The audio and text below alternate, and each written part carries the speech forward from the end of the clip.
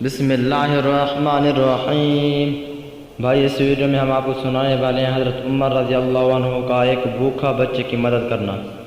مدینہ منورہ میں نجار کے چاند فوت آئے، ہر طرف ہنگامہ اور شور برپا ہونے لگا۔ حضرت عمر رضی اللہ عنہ نے حضرت عبد الرحمن بن عوف رضی اللہ عنہ میں سے فرمایا کہ آؤ چلو ہم اس رات چوری وغیرہ سے لوگوں کو بچانے کے لیے پہرے داری کریں۔ چنانچہ وہ دونوں رات پھر پہرے داری کرتے رہے اور جس قدرت اللہ نے ان کے لیے لکھا تھا نمازیں پڑھتے رہے۔ اسی دوران حضرت عمر بن خطاب رضی اللہ عنہ کے کسی بچے کی رونے کی آواز سنی تو آباد کی طرف متوجہ ہوئے اور جا کر اس ماں سے کہا جو اس کو چپ کرانے کی کوشش کر رہی تھی، خدا کا خوف کرو، اپنے بچے کا خیال کرو۔ یہ کہہ کر اپنی جگہ واپس تشریف لے گئے۔ پھر تھوڑی دیر کے بعد بچے کے رونے کی آواز سنی تو دوبارہ اسی ماں کے پاس گئے اور اسی طرح ان کو سمجھا کر واپس آ گئے۔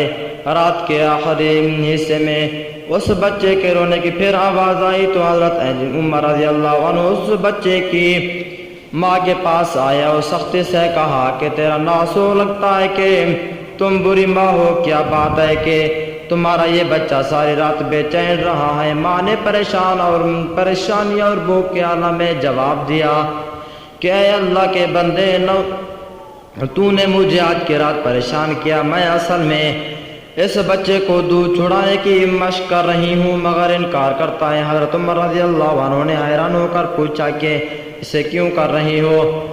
بچے کی ماں نے کہا کہ اس لیے اللہ تعالیٰ کے ایک بچے کا عمر رضی اللہ عنہ ایک بچے کا وظیفہ مقرر کرتے ہیں جس کا دودھ چھڑا لیا جائے۔